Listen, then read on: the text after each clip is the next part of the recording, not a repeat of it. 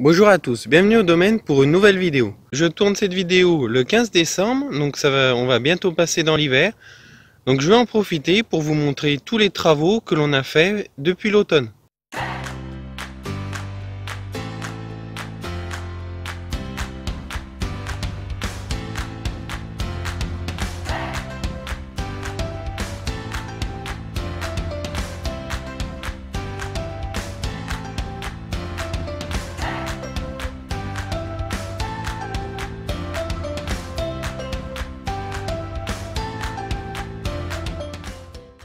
Le travail principal qu'on a réalisé depuis le 12 novembre, c'est la taille. Donc là, on a pas mal avancé. On a fait à peu près les 2 tiers du domaine. Ah bon, on a à peu près 15 jours d'avance. Ça s'explique parce que déjà, on avait de l'avance à la base sur les autres travaux.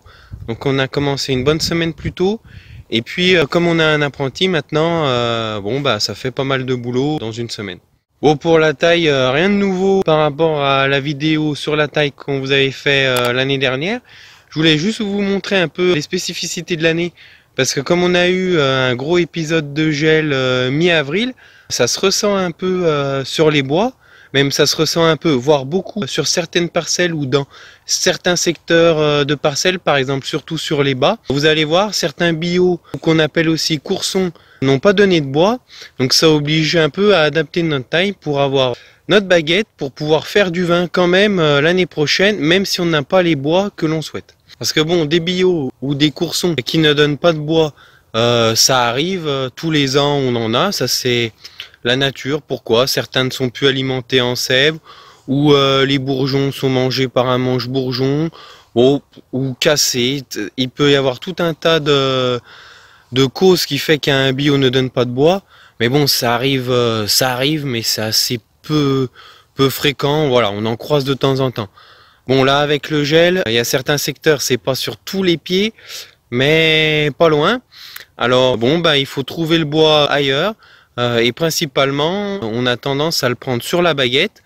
Ou alors, quand il n'y a vraiment pas de bois, on laisse 2 bio sur le pied, ce qui va permettre de faire du bois pour l'année prochaine, mais par contre, qui va fortement diminuer la présence de raisin. Donc voilà, il faut arriver à trouver un bon équilibre entre avoir du raisin pour 2020 et ne pas déformer complètement les pieds en allant chercher des bois à fruits un petit peu perchés en bout d'une baguette ou quelque chose comme ça qui pourrait être gênant par la suite. Avant de débuter la taille, comme j'avais un peu de temps, j'ai fait ce qu'on fait jamais d'habitude ou presque jamais, c'est mettre de l'engrais en début d'hiver pour essayer de faire un engrais de fond, vraiment quelque chose qui dure dans le temps et que la vigne puisse démarrer dès le printemps sur de bonnes bases. Alors ça, je le fais pas partout, c'est inutile de le faire partout. Par contre, c'est très intéressant sur des parcelles où j'ai remarqué, ça fait déjà plusieurs années, je prends pas le temps de le faire et elles s'affaiblissent progressivement malgré l'engrais que je remets au printemps. Donc là, le but, c'est de faire vraiment un apport de fond en début d'automne pour essayer que ça s'assimile bien dans le sol, pour que la vigne puisse l'avoir dans les racines dès le début où elle va commencer à partir en végétation.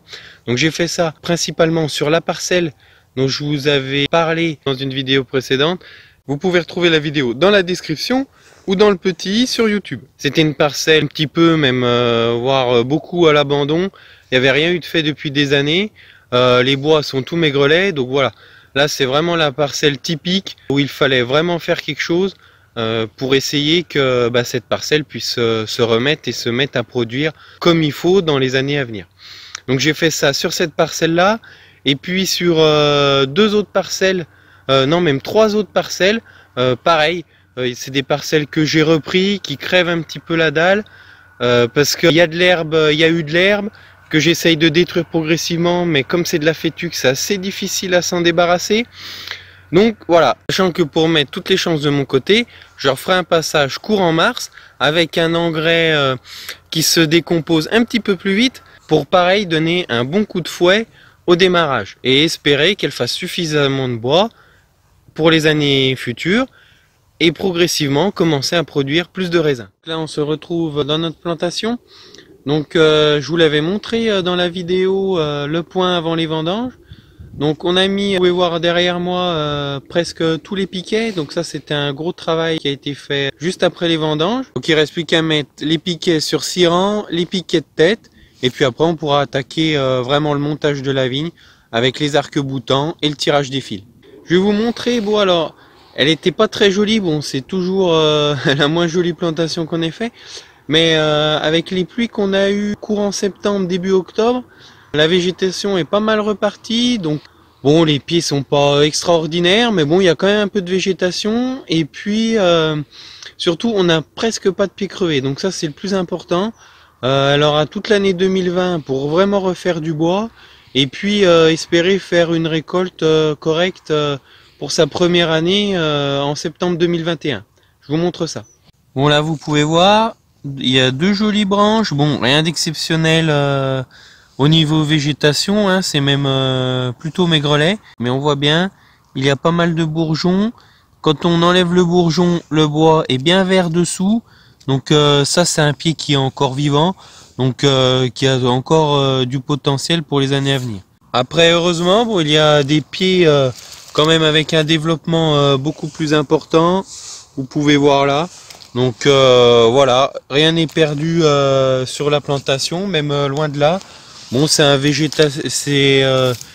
une végétation un peu plus faible que d'habitude, même beaucoup plus pour certains pieds, mais il y a quand même des jolis pieds.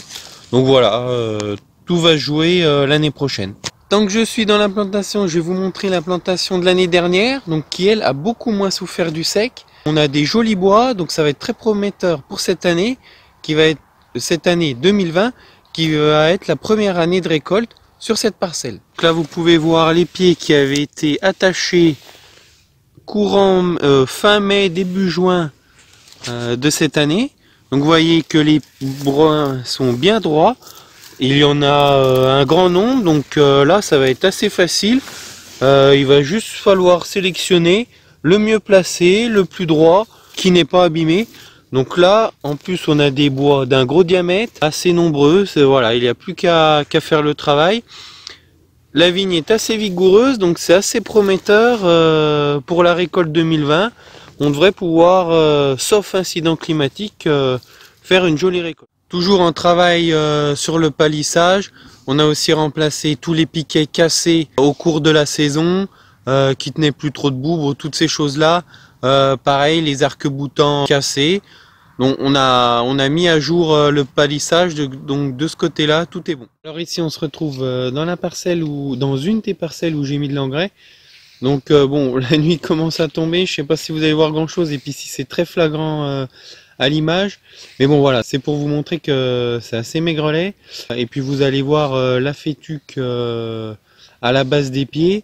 Et puis aussi, autre remarque, pour la raison pour laquelle cette vigne est assez faible, je pense que ça vient du fait que j'ai coupé les cordons. C'était une vigne, quand je l'ai repris, elle était conduite en cordon.